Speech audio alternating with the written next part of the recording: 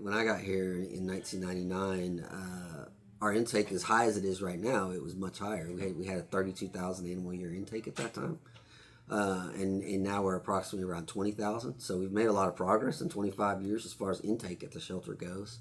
Not where we need to be by any stretch of the imagination, but we've made a lot of progress there.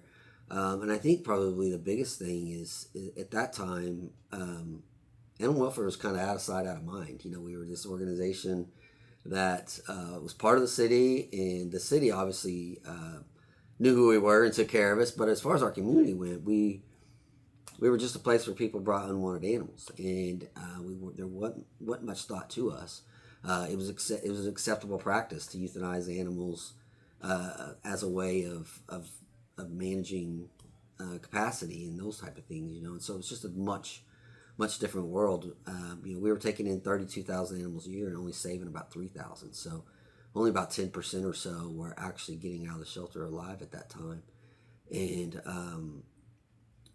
that's part of the reason why I stayed here as long as I did, is because it was just it was hard, seeing that and knowing that so many animals were losing their lives in the shelter every year. And so we were very fortunate. In about 2001, we moved into this current facility that we're in now, and whenever that happened, we started to see some changes happen as well. We had a new superintendent come in at that time, and she was the first person really that said, we can do things differently here, and began that process for us. And so we did really, really good as far as just improving, but we were nowhere near where we needed to be, and we're only saving about 25% of the animals that came in.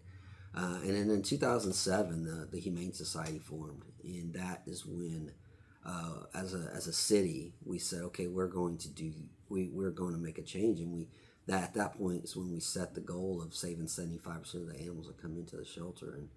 And honestly, it was someone that was here at the time. I thought they were crazy. Like, that's not possible. Like, we're not going to save 75% of the animals that come in here. I just didn't think it was possible.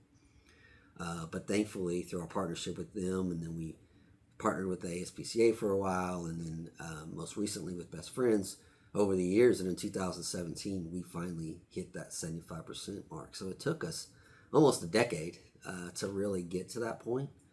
But then by that point, we recognized that 75% was possible, and so was beyond. And so we began that process of making the change to kind of go. Then kind of the national standard now is saving 90% of the animals that come in.